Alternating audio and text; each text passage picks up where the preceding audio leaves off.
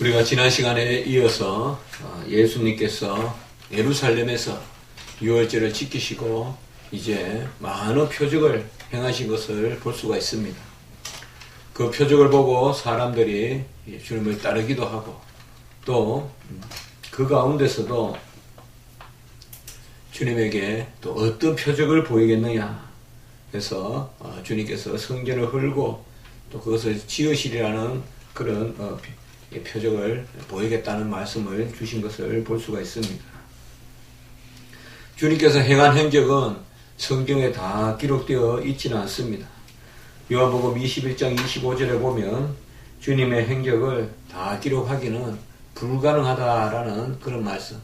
모든 이 세상을 채워도 주님의 행적을 다 기록할 수 없다고 그렇게 말씀하고 있습니다.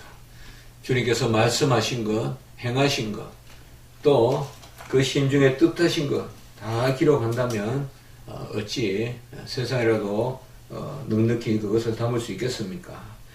6월절은 유대력 제1월 14일부터 니산월 혹은 아비월 그 14일부터 21일까지 지키는 그런 절기인데 예수님께서는 이 6월절을 통하여서 표적을 많이 행하셨습니다. 하나님의 이 땅에 오셔서 하나님의 아들이 이 땅에 오셔서 표적들을 통하여 자신의 어떠하심을 드러내시고 자신을 알리시고 사람들을 알게 하셨습니다. 주님께서 이 땅에 오신 많은 목적 중에 하나는 바로 아버지의 지식으로 오시고 아버지를 알리는 것입니다. 아버지를 알리는 방식이 바로 아들이십니다. 아들이 이 땅에 오심으로 아버지가 계심을 먼저 알리고 아들이 이 땅에 오셔서 많은 사랑을 베푸심으로 아버지가 사랑이심을 드러내셨습니다. 표적은 바로 그런 것입니다. 주님께서 이 땅에 오셔서 행하신 표적은 아들을 통하여서 아버지를 알게 하고 아들을 통하여서 아버지의 살아계심과 그분의 사랑과 또 그분의 역사하심을 드러내기 위한 것이 바로 표적인 것입니다. 그러므로 표적이 목적이 아니요 분명한 것은 여호와 하나님을 알고 그를 존귀하게 여기고 영광을 돌리고 궁극적으로 여호와 하나님을 믿는 믿음이 바로 표적의 목적인 것입니다. 표적을 대상으로 해서는 안 된다는 것입니다. 요한복음 1장 11절과 12절에 보면 믿음은 주님을 영접하는 것이다 라는 말씀 우리가 이미 본 바가 있습니다. 주님 자신을 영접하는 것이요 주님의 존재를 받아들이는 것이 바로 믿음입니다. 로마서 1장 16절과 3장 24절 25절에서 바로 믿음에 대해서 말씀할 때 그 믿음은 예수를 믿는 것, 곧 예수 자신을 믿는 것임을 우리가 알 수가 있습니다. 어떻게 보면 믿는다는 것은 모든 존재와 존재가 서로 교통하고 우리는 주님을 받아들이고 또 주님께서는 우리를 받아들이는 그런 영접의 상태가 바로 믿음인 것입니다. 표적들은 이런 믿음을 위하여 봉사하는 것이지 표적 자체가 목적이 되어서는 안 되는 것입니다. 우리도 이 시간에 지금 예배를 드리지만은 예배가 어떤 우리의 편의를 위한 것이나 어떻게 보면 우리의 감정적 만족이라거나 일종의 의무적으로 드리는 것이라거나 이런 것이 아니라 예배라는 것은 여호와 하나님을 분명히 인정하고 그분의 살아계심과 그분이 우리를 향하신 뜻이 바로 영광 받으심에 있다는 것을 정확하게 기억하고 나가는 것이 바로 예배라는 것입니다. 오늘 23절에 보면 예수께서 예루살렘에 계시고 많은 사람이 그의 행하시는 표적을 보고 그의 이름을 믿었으나 이렇게 말하고 있습니다. 분명히 믿음이 있다라고 이렇게 기록하고 있는데 이 믿음이 과연 어떤 믿음일까요? 예수의 이름을 믿었다라고 했습니다. 예수의 이름은 바로 죄인들을 구원하시는 이름이요. 그 이름을 믿었다. 그리고 그 믿음의 바로 원인, 조건이 뭐냐? 예수님께서 표적을 행하시는 것을 보고 믿었다.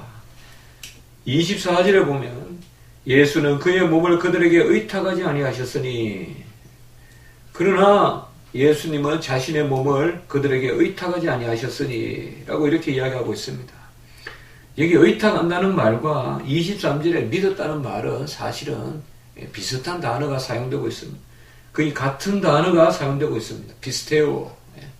바로 믿다라는 말입니다. 그래서 24절에 이는 그의 몸을 그들에게 의탁하지 아니하셨으니, 이 말은 바로 그들을 믿고 주님께서 그들을 의지하다. 여기서 의지한다는 말은 바로 그들과 더불어서 살고 그들과 더불어서 나누고 하지 않았다는 뜻입니다. 그들이 예수님을 믿었으나 예수님은 그들을 믿지 않았다는 것입니다. 우리가 살다 보면 이런 형식적인 믿음, 또 예형적인 믿음, 혹은 일시적인 믿음이 있을 수 있습니다. 그러나 과연 하나님께서 주신 믿음이 우리 안에 들어왔다 나갔다 하고 또 겉으로만 생기고 그럴 수 있을까요? 사실은 이런 믿음은 우리가 믿음이 아니라고 하는 것입니다. 이것은 믿음의 모양은 있지만은 전혀 믿음이 아닌 것입니다. 이것은 어떻게 보면 세상적으로 예수의 이름을 믿는 것이지 영적으로 구원의 믿음을 갖는 것은 아닌 것입니다. 특별히 이런 믿음을 우리가 거짓 믿음이라고 하고 이런 믿음을 믿음지 않은 믿음이라고 합니다. 거짓 믿음이다. 영어로는 스푸리우스 이런 단어가 있습니다. 거짓 믿음이다. 제가 어느 주석에 보니까 영어로 스푸리우스 페이스, 거짓 믿음이다. 또 이런 믿음은 어떤 믿음이냐? precarious faith, 바로 믿지 않은 믿음이다. 바로 예수님의 이름을 믿지만은 표적을 통하여서 예수의 이름을 믿는 것. 이것은 표적에 그 효력이 닿으면 사라지고 마는 것입니다. 빵을 보고 믿으면, 빵을 먹고 나면 또 배고픔이 오면 그 믿음은 사라지는 것이요. 병 낫는 것을 보고 믿으면 그 병 낫는 것이 끝나고 사람은 연약해서 또 병이 드는데 또 병이 들면 또 믿지 못하고, 이런 것을 바로 거짓 믿음 혹은 믿지 않은 믿음이라는 것입니다. 이 속을 우리 주님께서 다 아신다는 것입니다. 이는 친히 모든 사람을 아심이요. 25절에 보면 또 사람에 대하여 누구의 증언도 받으실 필요가 없으니 이는 그가 친히 사람의 속에 있는 것을 아셨음이니라 라고 이렇게 말씀하고 있습니다. 이런 말씀은 이후에 이제 예수님께서 누구를 판단하실 때도 누구의 증인도 필요 없다라는 그런 말씀으로 이제 이후에도 나타납니다. 예수님께서는 우리 속을 아시는 분이십니다. 왜요? 그분은 우리를 지으시고 우리를 위하여 이 땅에 오시고 우리의 처음과 끝이 되시기 때문에 친히 모든 사람을 아시는 분이십니다. 그렇기 때문에 그들의 심중의 생각도 헤아리시고 그들의 심령의 상태도 헤아리시는 것입니다. 사실 우리가 예수 그리스도를 통하여서 여호와와 화목하고 여호와와 화답하는 길은 바로 예수께서 우리의 심중을 아시기 때문에 그러한 것입니다. 예수님께서 우리의 심중을 안다는 것은 두 가지 의미가 있는 것입니다. 첫 번째로 우리를 두렵고 떨리게 하는 그런 연약함을 드러내시는 것입니다. 우리는 예수님의 앞에서 우리의 어떠함을 숨길 수가 없습니다. 주님은 이 땅에 오신 사람이시지만은 하나님이시기 때문에 하나님으로서 우리의 속을 다 들여다보십니다.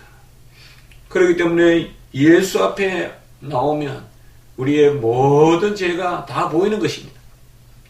그분은 내 속을 보시는 하나님이시기 때문에 예수 앞에 나가면 내 속이 다 보이고 숨길 것이 없습니다. 내 헌신도 보이고 내 미련함도 보이고 내 거짓도 보이고 또 내 진실도 그것이 있다면 보이는 것입니다. 두 번째로 예수 앞에 가면 바로 사함이 있는 것입니다. 예수 앞에 나가면 모든 죄 사하고 그런 찬송도 있지 않습니까? 바로 주님 앞에 가면 두렵고 떨림이 있지만 주님 앞에 가면 사함의 역사가 있고 또 용서와 또 이끄시는 그런 인도함의 역사가 있는 것입니다. 믿음이라는 것은 이 두 가지에 걸쳐 있는 것입니다. 오늘 사실 예수님께서는 그들 속을 보셨는데 그들 속이 어떤 상태였을까요? 그들은 주님 앞에 서긴 섰지만은 주님을 믿지 않았습니다. 주님을 믿지 않았다는 것은 무엇인가 하면 자기들의 심령을 예수 그리스도의 심령과 맞추지 않았다는 것입니다. 어떤 상태인가 하면 외형적으로 겉으로만 예수 그리스도 앞에 갔지 진정 자기들의 속을 주님 앞에 내어놓고 그 가운데서 주님 보시는 그 은혜를 구하지도 않고 의지하지도 않았다는 것입니다. 우리의 믿음은 바로 예수 그리스도를 믿고 예수 그리스도를 아는 것이다 라고 요한복음 17장 3절에 말씀하고 있습니다. 그럼 예수 그리스도를 아는 길은 뭐냐? 히브리서 11장 6절에 보면 그에게 나아가는 것입니다. 우리는 사실 주님이 나를 먼저 찾아오시지만 주님께서 우리를 찾아오시는 그 심령이 뭐냐? 우리가 주님께 나아가는 심령입니다. 우리의 심령이 주님 앞에 나아가야 됩니다. 우리가 사실 맞추는 것이 아니고 우리가 사실 나아가는 것이 아닙니다. 주님이 먼저 찾아오시는 것이고 주님이 우리에게 맞추어 주시는 것입니다. 그러나 주님께서 우리에게 믿음을 주실 때는 그 조건이 있는데 그것은 바로 우리를 움직이시는 주님의 놀라운 비밀의 역사가 있다는 것입니다. 사실은 모든 것을 우리가 행하도록 하시지만은 주님께서는 우리가 움직이기를 원하시는 것입니다. 그래서 나태한 믿음이 아닙니다. 한 달란트의 그런 신앙이 아니라는 것입니다. 주님이 다 하시는데 내가 할 것이 뭐 있냐? 그저 파묻어 놓고 나는 좀 더 놀자, 눕자, 자자 하지 않는단 말입니다. 여기에서 믿음의 비밀이 있는 것입니다. 표적은 이런 비밀을 갖지 못하고 있습니다. 표적은 그저 얻어서 내가 취하는 것입니다. 그러나 믿음의 비밀은 하나님이 나를 움직여서 내가 하나님 앞에 나아가는 것입니다. 내 심령이 하나님을 향하는 것이고 내 심령이 하나님을 맞추는 것입니다. 이것이 표적을 따르는 신앙과 진실한 신앙, 참 신앙과의 차이인 것입니다. 물론 궁극적으로 모든 것이 하나님이 주신 것이지만 우리가 믿는다라는 동사를 쓰는 것은 바로 하나님께서는 우리 자신을 움직이셔서 하나님이 찾아오신다는 것입니다. 이것이 놀라운 비밀이고 우리가 하나님 앞에 심중에 깊이 아멘하며 인정할 수밖에 없는 비밀인 것입니다. 이 아침에도 우리가 기도하러 왔습니다만 우리가 구하기 전에 먼저 아시는 분입니다. 이 아침에도 우리가 하나님 앞에 애통하고 간구하고 잠잠히 여호와의 뜻을 구하지만 사실 주님께서는 만세전에 모든 일을 다 준비하시는 작정하시는 예지의 하나님이시고 바로 모든 일을 미리 정하시는 예정의 하나님이십니다. 그리고 왜 우리가 기도해야 하고 왜 우리가 하나님 앞에 나아가야 하는 것입니까? 이것이 바로 표적의 신앙과 참 신앙의 차이인데 그 외를 하나님께서 우리에게 구하신다는 것입니다. 하나님은 우리에게 분명히 믿음을 주실 때는 그 목적을 찾으십니다.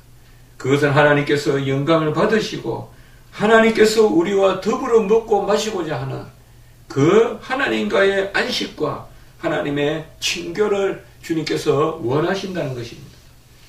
주님께서는 진정 우리 자신을 대상으로 하십니다. 우리 자신과 더불어 먹고 마시기 원하고 우리 자신과 교제하기를 원하신다는 것을 아셔야 됩니다. 그것이 바로 안식의 개념입니다. 주님이 우리 인류를 지으시고 안식하신 것은 우리 인류와 쉬고 싶어 하시는 것입니다. 그것을 하시려고 주님께서 하셨는데 인류와 함께 바로 하나님과 우리 사람이 함께 쉬는 것 그게 안식인데 사람들이 죄를 지어서 바로 하나님을 멀리하니까 그 안식이 깨어져 버린 것이죠. 그 샬롬이 깨어져 버린 것이죠. 그것이 죄고 그것으로 말미암아 더 이상 우리는 하나님의 영광의 도구가 되지 못하게 된 것이죠. 표적으로는 주님과 사귈 수가 없습니다. 표적으로는 사물과 사귀는 것이요. 표적으로는 궁극적으로는 우상과 사귀는 것입니다. 모든 표적을 따르는 신앙은 다 우상을 따르는 신앙입니다. 잘 아셔야 될 것은 하나님의 행하신 것만 바라보는 사람은 내 자신을 드릴 줄 모르는 사람이요. 내가 나의 어떤 일부와 내가 가진 것만 드리는 사람이라는 것입니다. 하나님을 구하는 사람은, 예수님을 구하는 사람은 내 자신을 드릴 줄 아는 사람이라는 것입니다. 하나님을 찾고 예수 자신을 찾는 사람이야말로 자기 자신을 들여서 예수님과 연합하는 사람인데, 예수님이 행하신 표적만 바라보고 다니는 사람들은 가만히 보면 자기 자신을 드리는 게 아니라 자기 자신의 어떤 욕심, 자기 자신의 어떤 추구, 명예, 이런 것들만 하나님과 연결을 시키는 것입니다. 우리는 우리 자신을 주님과 연결시켜야 됩니다. 주님의 존재와 우리 자신의 존재, 주님의 인격과 우리 자신의 인격, 그것을 연결시켜야 되고 그것을 주님께서는 아시는 것입니다. 오늘 마지막에 보면 친히 사람의 속에 있는 것을 아셨습니다. 사람의 속에 있는 것이 뭘까요? 우리 속에 내장에 있는 그 무엇일까요? 이것이 바로 존재요 인격입니다. 우리 사람 자신을 아시는 분입니다. 우리 주님께서. 우리 사람 자신과 상대하고자 하시는 것입니다. 우리 주님께서는 베드로를 보시고 그가 장차 게바라 하리라 했습니다. 베드로가 게바로 바뀌는 것은 재산을 가져서 그런 것도 아니고 건강을 가져서 그런 것도 아니고 물고기를 많이 잡는 기술을 가져서 게바가 된 것도 아닙니다. 베드로가 게바가 된 것은 인격이 거듭났다는 것입니다. 그가 정말 하나님 앞에서 거듭났다는 것이죠. 나다나엘을 보고 참 이스라엘 사람으로 간사한 것이 없다라고 요한복음 1장 47절 했는데 나다나엘의 속도 들여다보셨습니다. 주님께서. 친히 사람의 속에 있는 것을 아시는데 나다나엘의 속도 들여다보셨습니다. 그래서 간사한 것이 없다라고 한 것은 바로 하나님께 합한 바 됐다는 것을 의미합니다. 이런 것은 전부 다 주님께서 인격을 바라보신다는 것입니다. 사마리아 여인에게도 주님께서 그들에 다가갔을 때 모든 것을 안다고 그렇게 말씀했습니다. 그리고 니고데모가 주님을 찾아왔을 때 그가 무엇을 물을 것인지 미리 아셨습니다. 우리가 성경을 가만히 보시면 니고데모가 주님을 밤에 찾아왔을 때 요한복음 3장 3절에 보면 사람이 거듭나지 아니하면 하나님 나라를 볼 수 없느니라. 바로 니고데모의 질문의 속을 들여다보신 분입니다. 우리 주님께서는 우리의 질문도 미리 아시고 미리 대답하시는 분이시고 우리가 무엇을 예배해야 될지 사마리아 여인에게 알려주셨듯이 우리가 진정 지식의 예배, 영의 예배, 진리의 예배를 드리도록 주님께서 알려주시고 나다나엘과 같이 속을 들여다보시고 게바라고 베드로에게 말씀하셨듯이 미래를 다 아시는 우리 주님이십니다. 우리가 목회도 하고 성도로서 신앙생활도 하고 또 우리 교회도 하나님 앞에 바로 서야 되는데 진정 무엇으로 하나님 앞에 우리가 설 것입니까? 하나님 앞에 중심으로 나아가야 됩니다. 교회의 중심을 하나님께 드려야 됩니다. 정말 우리 교회는 주님을 위한 교회라는 것이죠. 정말 우리 교회는 예배드리는 교회요. 영광을 하나님께 올려드리는 교회요. 우리의 명예를 추구하거나 우리의 어떤 입술에 그런 달콤한 그런 은사를 즐기거나 그런 도구로서의 교회가 아니라 정말 중심이 하나님 앞에 다가가는 주님은 우리를 알고 우리는 주님을 아는 그런 교회. 존재와 존재가 맞닥뜨려서 교통하고 그것을 기원하고 강구하는 교회, 그것이 바로 참교회가 아닌지라고 이렇게 생각해 보는 것입니다. 많은 경우 한국교회는 물량을 추구하고 또 우리도 교회에 들어가자마자 자석수를 헤아리고 이런 아주 잘못된 버릇이 우리에게 점점 익숙해지고 있습니다. 제 자신도 어제 우리 이문장 교수님, 이제 목사님 참 친하게 지내고 각별하게 지내고 저에게 많은 도움을 줬던 그런 분입니다.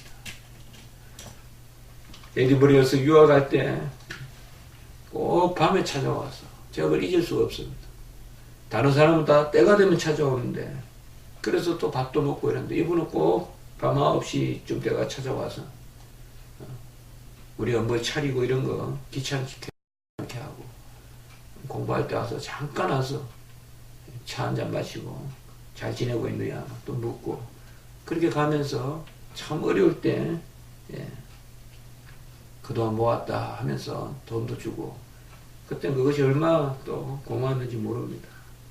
한국에 왔을 때도 처음에 와서 우리가 강사 때 쉽지 않았는데 그때 온누리 교회인가 거기서 전부 집회를 해가지고 사례비 받은 거 다 저한테 주고 또 미국으로 갔습니다. 본인은 그렇게 힘들지 않다. 아마 저는 이문장 목사님께서 이제 또 두레교회 그때 보면 한국에 아주 의미 있는 그런 할빈교회 바로 가난한 사람을 세우는 교회. 어제 그 김진호 목사님 은퇴식이 있었고 이문장 목사님 취임식이 있었는데 뭐 평범한 이야기고 제가 옛날에 대학교 때인가 언젠가 고등학교 때인가 새벽을 깨우리라 하는 그 책이 그냥 학교에서 다 그냥 한 것이 누가 줬는가 이래서 저도 그 책을 읽어봤는데 그때 그 말이 나왔던 것 같아요. 예수님이 지금 이 땅에 오시면 어디가 계실까? 어제가 보니까 종로에 가지 않고 청계천 뚝방에 가 계실 것이다. 그래서 청계천 뚝방에서부터 목회를 시작하고 그분의 책을 내가 읽어보니까 사람은 땅을 보고 걸어라. 그래서 땅을 보면 동전도 보이고 또 쓰레기도 보이고 늑마주의인데 그런데 땅을 보면 그것만 보이는 것이 아니다. 땅을 보면 바로 씨앗을 뿌리면 자라는 그 생명이 보인다. 그러면서 늑마주의자들에게 그런 소망을 심어주라. 그저 쓰레기만 줍고 다니지 말고 어떤 생명을 소생케 하는 땅을 보고 땅의 그 생명력을 배우라. 뭐 이런 글들을 제가 읽은 기억이 납니다. 저도 어제 그 설교를 들으면서 참 하나님 감사한 거에 옛날 버릇이 조금 많이 없어졌습니다. 이제는 큰 경기장 같은 그런 교회를 지어놨는데 그런 것이 보이는 것이 아니라 그래 한 영혼이라도 내가 살려야 되는데 우리 십자가 지기 교회도 여기 트랜스젠더나 이런 사람들을 어째 우연으로 생각하지 말고 우리가 찾아가자. 이 시대에 예수님이 서울에 오시면 이태원에 오실지를 어떻게 알겠느냐. 예수님이 이 땅에서 가장 먼저 서울에 오셨을 때 이 이태원을 방문하시지 않겠는가. 이태원 오셔서 이런 곳 저런 곳을 찾아가고 밤에 방황하고 또 외국에서 와가지고 힘들고 외국인들이 다 우리나라에 와서 편안하기만 하겠습니까? 온갖 이모저모로 또 불법으로 오신 분들도 있을 거고 그런 분들에게 다가가야 되겠다. 그런 생각을 해봤습니다. 정말 우리가 어떤 표적을 구하는 것이 아니요 생명을 구하고 주님께서는 정말 생명 단위로 어떤 그가 명예가 어떻고 지식이 어떻고 또 지금의 행색이 어떻고 이런 것을 떠나서 우리가 정말 그들을 찾아가야 된다면 바로 주님께서 이 땅에 오신 모든 곳에 주님께서 임하지만 특별히 우리 교회를 이곳에 세운 것이 바로 그런 분들을 위해서 전도하라고 주님을 전하라고 그렇게 보낸 것이 아닌가라는 그런 생각을 해왔습니다. 오늘 말씀과 같이 주님께서는 누구의 증언도 필요 없습니다. 이 말은 주님께서 우리에게 그러하다 하면 그것이 진리입니다. 주님에게는 증언을 찾지 마세요. 주님 증거 되세요 하지 말란 말입니다. 주님이 증인이십니다. 주님은 하나님이시기 때문에, 성부 하나님의 아들이시기 때문에 주님께서는 또 다른 증인이 필요 없습니다. 심중에 우리 가운데 찾아오셔서, 기도 가운데 우리 가운데 찾아오셔서, 소자야 네가 이렇게 하라, 소자야 내가 이것을 원하노라 하면 누구에게 의논할 필요도 없고, 누구에게 증언을 구할 필요도 없고, 그것이 맞냐 안 맞냐 물어볼 필요도 없고, 주님은 누구의 증언도 받을 필요가 없으니 주님 우리를 보시고 하시는 말씀은 아멘하고 받으시고, 주님의 음성인 줄 알면 그것을 그대로 순종하는 그런 역사가 있기를 주님의 이름으로 축복합니다. 오늘은 추수감사절입니다. 우리가 무엇보다도 이제 주님을 영접하는 그 기쁨을 누리고, 그 가운데 더불어 먹고 마시는, 그 가운데 풍성함을 누리는 그런 것을 우리가 한 주간 감사하고, 이스라엘 백성이 온갖 종려나무와 또는 하석류와 무성한 나무 이런 것을 흔들면서 기뻐하는 그런 초막절의 절기를 지냈듯이, 우리도 오늘 한 주, 또 오늘 주일과 또 한 주 특별히 하나님 앞에 감사 그런 역사가 있기를 주님으로 축복합니다. 한번 기도드리겠습니다. 하나님 아버지, 은혜와 사랑을 감사합니다.